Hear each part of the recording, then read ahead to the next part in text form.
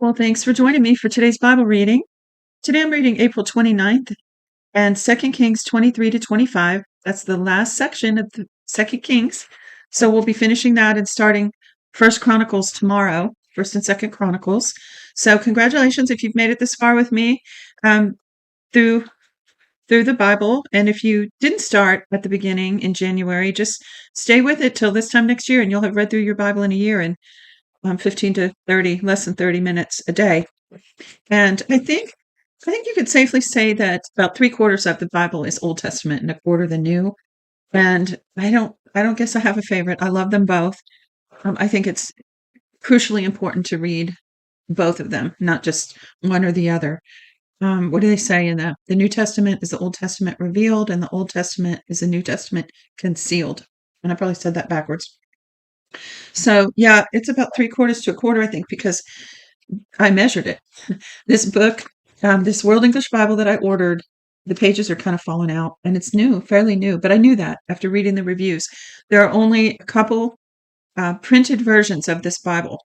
So I knew it may not be the best quality, but I wanted a hard copy one so I could write in it. And so I measured it so I could order some small 3-ring binders to fit it in. And since there are not any that fit the whole thing that I could find, I had to get two. So I found a 1.5-inch and a 1/2-inch binder. So 1.5 for the Old Testament. So yeah, we're making our way through. It's a good thing. Let's see. Chapter 23, verse 1. The king sent, and they gathered to him all the elders of Judah and of Jerusalem. The king went up to Yahweh's house, and all the men of Judah and all the inhabitants of Jerusalem, which Manasseh had provoked him. That doesn't sound right. No, I read the wrong column. It says, all the inhabitants of Jerusalem with him, with the priests, the prophets, and all the people, both small and great. And he read in their hearing all the words of the book of the covenant, which was found in Yahweh's house. Now remember, they had gotten so bad off, this was from yesterday's reading, that they didn't even know God's word. To me, it was like the dark ages for them, right? The word of God had fallen away, trampled underfoot. There's a verse that says, truth lies fallen in the streets. And so here's the word of God somewhere calling out, and everyone just walking by and ignoring it. So that's what was happening. And they found a copy of it. And so now Hezekiah is going to read it. Is this Hezekiah? Gosh, I don't remember, honestly. I think it was Josiah, when Josiah became king. I'd have to go back and check. Sorry about that. I don't remember. But anyway, they brought it to the king, and now the king was astounded. And so he's calling everyone before him, and he's going to read it out loud to them. So it says, he read in their hearing all the words of the book of the covenant, which was found in Yahweh's house. The king stood by the pillar and made a covenant before Yahweh to walk after Yahweh and to keep his commandments, his testimonies, and his statutes with all his heart and all his soul, to confirm the words of this covenant that were written in the book. And all the people agreed to the covenant. So he was shocked. He said he literally tore his clothes and humbled himself and repented, because he realized after he heard they found the book and brought it to him and read it to him that they had brought a curse on themselves. They had brought trouble on themselves. So, pretty smart guy. He immediately amended his ways. Verse 4. The king commanded Hilkiah, the high priest, and the priests of the second order, and the keepers of the threshold, to bring out of Yahweh's temple all the vessels that were made for Baal, for Ashtoreth, and for all the army of the sky. There's that term, army of the sky, again.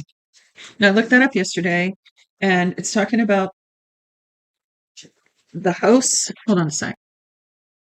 So it's talking about the hosts of heaven, and even in a couple places it calls them the starry hosts.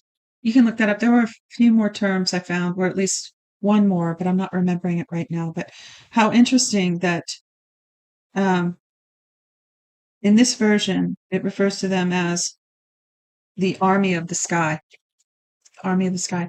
And as far as I know, that is the those are the fallen angels, and they would have these temples for Baal and Asherah, and the Asherah poles, and the sacrifices, including human sacrifice and child sacrifice, to appease these gods. They worship them as gods, and these evil angels demanded these sacrifices. So it was the army of the sky. And I'm sure, we see in the Bible where angels can make themselves visible, right? Angels appeared to Joseph and Mary. Angels appeared to multiple people throughout Scripture. And we also see how Jesus could appear and disappear and so on and so forth. And so these dark angels can do the same thing. Um, assume, assumably. Anyway, so that's what was going on here. So, we need to recognize that and not just glaze over reading these parts. So let me back up a little bit. The king commanded Hilkiah the high priest and the priests of second order and keepers of the threshold to bring out of Yahweh's temple all the vessels that were made for Baal and Asherah and for the army of the sky, and he burned them outside Jerusalem in the fields of the Kidron and carried their ashes to Bethel. He got rid of the idolatrous priests whom the kings of Judah had ordained to burn incense in the high places in the cities of Judah and in the places around Jerusalem, those also who burned incense to Baal, to the sun and to the moon and to the planets and to all the army of the sky. So they worshiped the planets and the moon and the sun also. He brought out the Asherah from Yahweh's house outside of Jerusalem to the brook of Kidron and burned it at the brook of Kidron and beat it to dust and cast its dust on the graves of the common people.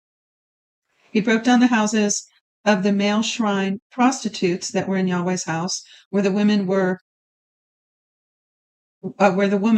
hangings for the Ashtoreth. He brought all the priests out of the cities of Judah and defiled the high priests where the priests had burned incense from Geba to Beersheba, and he broke down the high places of the gates that were at the entrance of the gate of Joshua the governor of the city, which were on a man's left at the gate of the city. Nevertheless, the priests of the high places didn't come up to Yahweh's altar in Jerusalem, but they ate unleavened bread among their brothers. He defiled Topheth, which is in the valley of the children of Hinnom, that no man might make his son or daughter to pass through the fire to Molech.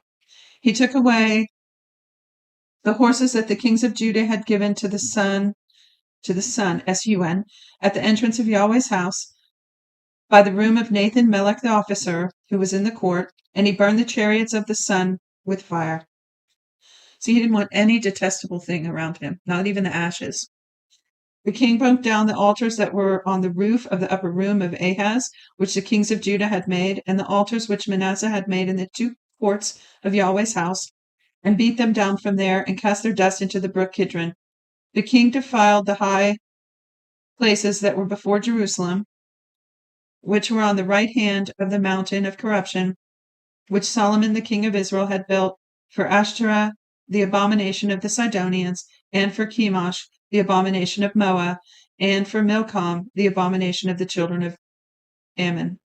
Now, notice it's always high places, right? You see all the different places around the world, including some of the so-called wonders of the world that are high, ziggurat type things, like the Tower of Babel was, the pyramids, various other places where they have the large stones. Those are all for sacrifices. They're all over the world. That's what these high places were, mounds. They had mounds for sacrifices.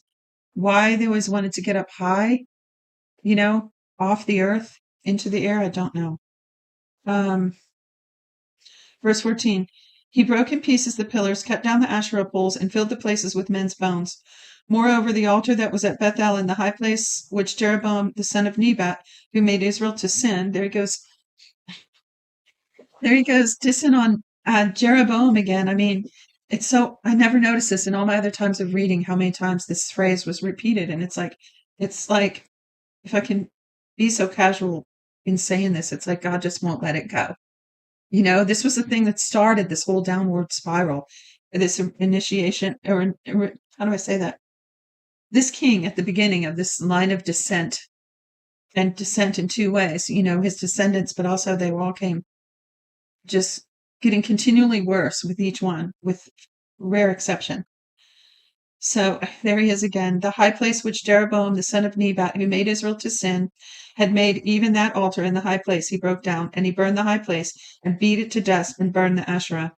As Josiah turned himself, he spied the tombs that were there in the mountain, and he sent and took the bones out of the tombs, and burned them on the altar, and defiled it according to Yahweh's word, which the man of God proclaimed, who proclaimed these things. Then he said, "What monument is that I see?" The men of the city told him, "It is the tomb of the man of God who came from Judah and proclaimed these things that you have done against the altar of Bethel." He said, "Let him be, let no one move his bones." So they let his bones alone with the bones of the prophet who came out of Samaria. All the houses also of the high places that were in the cities of Samaria, which the kings of Israel had made to provoke Yahweh to anger, Josiah, see, so it was Josiah, took away and did to them according to all the acts that he had done in Bethel. So he's respecting the things that God respects and detesting the things that God detests. So he left the prophets' bones alone to honor them. This should be instructive to us in our lives. We can apply that. He killed all the priests. Not that we need to go around killing the priests of other religions, but we can remove a lot of things out of our life that don't need to be there, that are displeasing to God, right?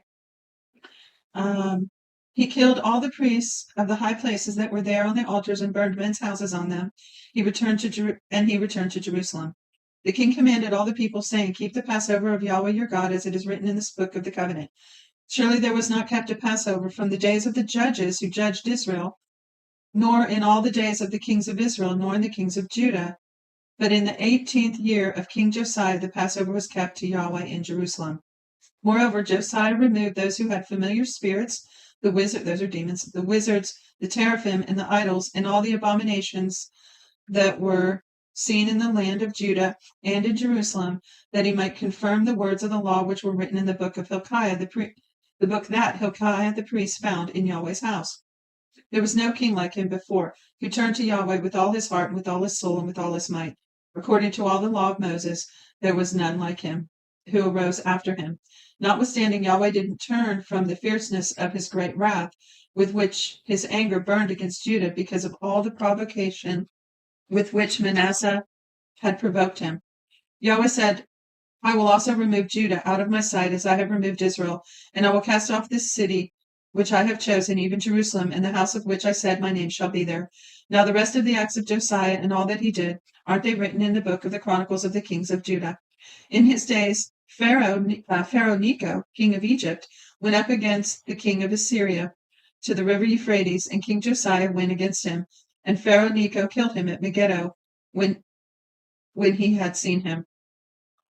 His servants carried him in a chariot, dead from Megiddo, and brought him to Jerusalem, and buried him in his own tomb.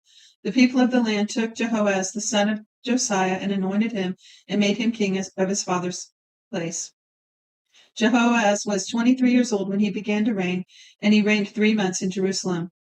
His mother's name was Hamutal, the daughter of Jeremiah of Libnah. He did that which was evil in Yahweh's sight, according to all that the fathers had done.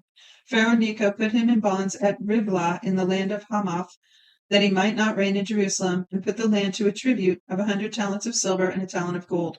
Pharaoh Necho made Eliakim, the son of Josiah, king in the place of Josiah his father, and changed his name to Jehoiakim. But he took Jehoaz away, and he came to Egypt and died there. Jehoiakim gave the silver and the gold to Pharaoh, but he taxed the land to give the money according to the commandment of the Pharaoh. He exacted the silver and the gold of the people of the land from every one according to his assessment to give it to Pharaoh Necho. Jehoiakim was 25 years old when he began to reign, and he reigned 11 years in Jerusalem.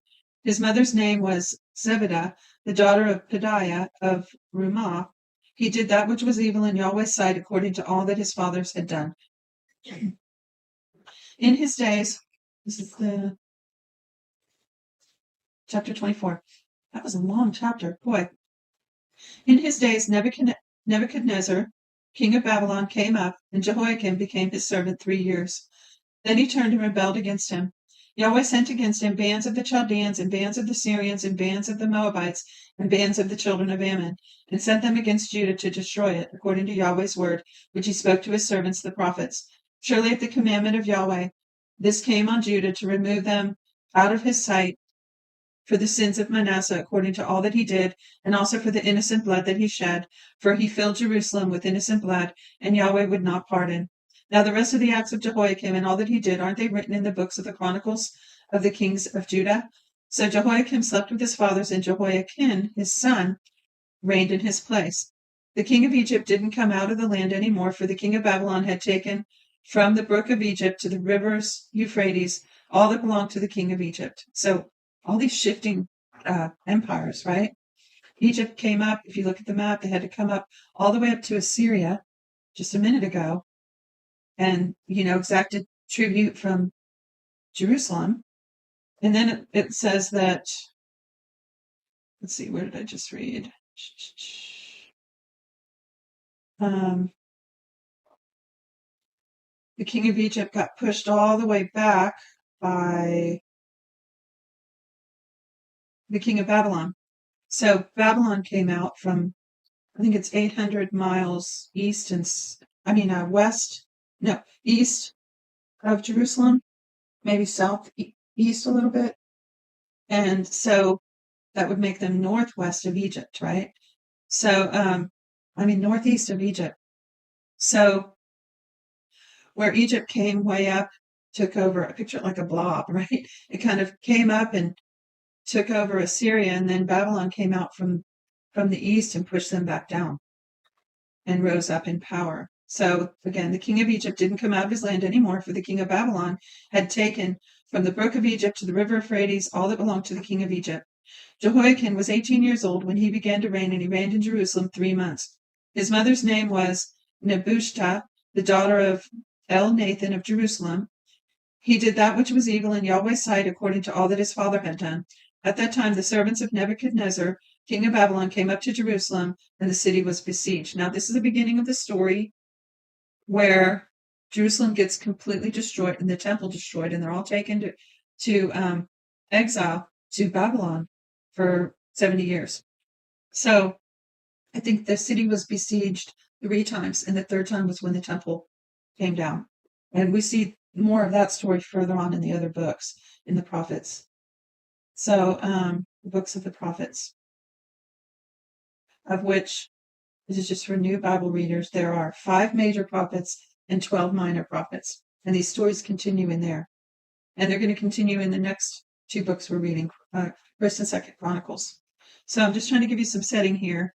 So the king of Egypt gets pushed back down.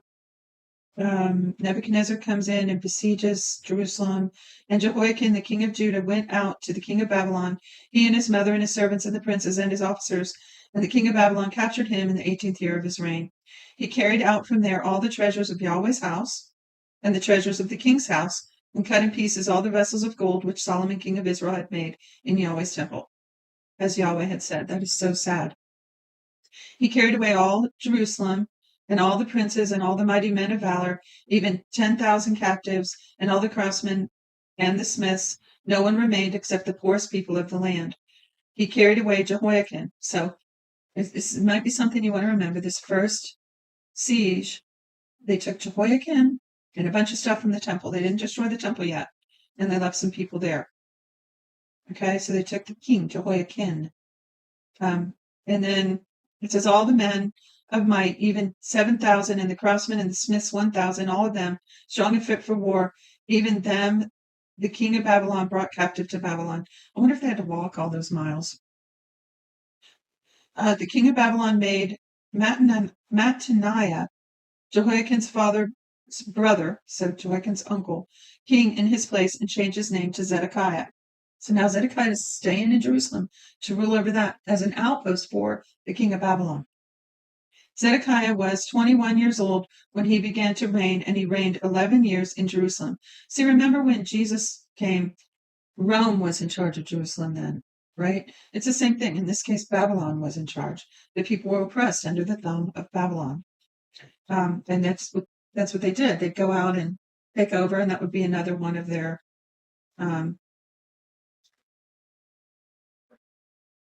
just an outpost. I think of the name I want there. But anyway, so they would set people in charge of it and go on and get the taxes from them and work of their hands, the produce, whatever the people produce for them.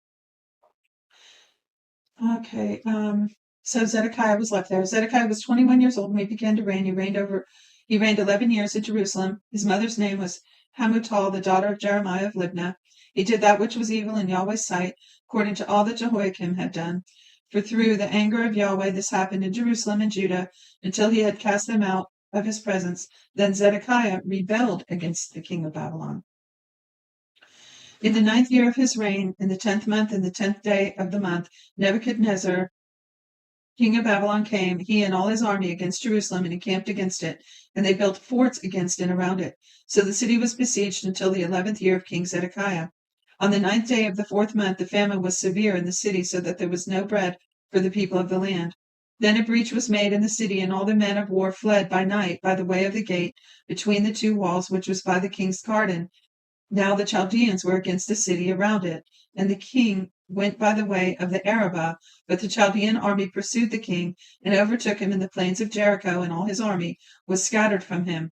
Then they captured the king and carried him up to the king of Babylon in Riblah, and they passed judgment on him. They killed Zedekiah's sons before his eyes, and then put Zedekiah's eyes out, bound him in fetters, and carried him to Babylon. Now in the 5th month, on the 7th day of the month, which was the 19th year of King Nebuchadnezzar, king of Babylon, Nebuzaradan, the captain of the guard, a servant of the king of Babylon, came to Jerusalem. He burned Yahweh's house, the king's house, and all the houses of Jerusalem, and every great house he burned with fire. All the army of the Chaldeans who were with the captain of the guard broke down the walls around Jerusalem. Nebuzaradan, the captain of the guard, carried away captive the residue of the people who were left in the city, and those who fell away, who fell to the king of Babylon, and the residue of the multitude. But the captain of the guard left some of the poorest of the land to work the vineyards and fields. The Chaldeans broke up the pillars of brass that were in Yahweh's house, and the bases and the bronze sea that was in Yahweh's house, and carried the brass pieces to Babylon. They took away the pots and shovels and snuffers and spoons and vessels of brass with which they ministered. The captain of the guard took away the fire pans, the basins, that which was gold and in gold, and that which was silver in silver, the two pillars, the one sea, the bases which Solomon had made for Yahweh's house. The brass of all the vessels was not weighed. The height of one pillar was 18 cubits, and a capital of brass was on it. The height of the capital was 3 cubits, with a network of pomegranates on the capital around it, all of brass. Excuse me. And the second pillar with its network was like these. So if you remember, if you read through me last year, the year before, any other time, when the story plays out later in the prophets, I can't remember how it went. I think Daniel went in that first siege that we just read. We just read 3 different sieges here. Remember, Jehoiakim went in the first one, Zedekiah in the second, and then they came back and burned everything and looted and destroyed the walls in the temple. So I think Daniel went first, and he was taken up, the book of Daniel. He was taken to the administrative areas because he was educated. He was very young, him and his friends. And then I think the second one is when Ezekiel was taken, and he ended up prophesying to the exiles. And then Jeremiah was left here in Jerusalem, I think. And they were all prophesying around this time. So leading up to this, they were saying Jerusalem's going to be destroyed. And some of the other false prophets were saying, no, we'll be fine. Nothing's going to happen. And what God was saying during that time was, go with the Babylonians. Don't fight them. Don't go to Egypt. Remember, Egypt was, to my mind, was kind of like America. It was their safe place. He said, don't go there. And there was a reason, because later Babylon invaded Egypt. So I think I've got all this part of the storyline pieced together so far. So I know there's historians that have this way better than me. I'm just trying to give you a little picture here. So during this, what's left out of the story we're reading today, is these prophets kept warning them, and then now here it comes. And I always liken it to America, or maybe other countries where, I picture us saying, this is America, and nothing's going to happen to us. We've always felt strong, protected. I can imagine them at the time here in Jerusalem saying, it's God's temple. I mean, he saved us out of Egypt. He's the one that built the temple. This is Yahweh, the God of Israel. He's not going to let it fall to the Babylonians. He's always protected us. They're not hearing from God. They're going on their own assumptions. And the ones that were really hearing from God was saying, look, you're going to have to go in exile. And if you will just go with them, you'll be okay. Don't fight them. And don't go to Egypt. and there were people that didn't listen, and they paid the price for it. But we see some of that in further stories further on. So let me see where I left off here. Almost done. The captain of the guard took Sarai, the chief priest, Zephaniah, the second priest, and the 3 keepers of the threshold, and out of the city he took an officer who was set over the men of war, and 5 men of those who saw the king's face, who were found in the city, and the scribe, the captain of the army who mustered the people of the land, and 60 men of the people of the land who were found in the city. Nebuzaradan, the captain of the guard, took them and brought them to the king of Babylon in Riblah. The king of Babylon attacked them and put them to death at Riblah in the land of Hamath. So Judah was carried away captive out of his land. As for the people who were left in the land of Judah, whom Nebuchadnezzar, king of Babylon, had left, even over them he made Gedaliah, the son of Ahikam, the son of Shaphan, governor. Now when all the captains of the forces, they and their men, heard that the king of Babylon had made Gedaliah governor, they came to Gedaliah in Mitzvah, even Ishmael the son of Nethaniah, and Johanan the son of Kiriah, and Sariah, I would say that, Sariah, the son of Tanhumeth the Netophathite, and Jaazaniah the son of Maacathite, they and their men. Gedaliah swore to them and to their men, and said to them, Don't be afraid because of the servants of the Chaldeans. Dwell in the land and serve the king of Babylon, and it will be well with you.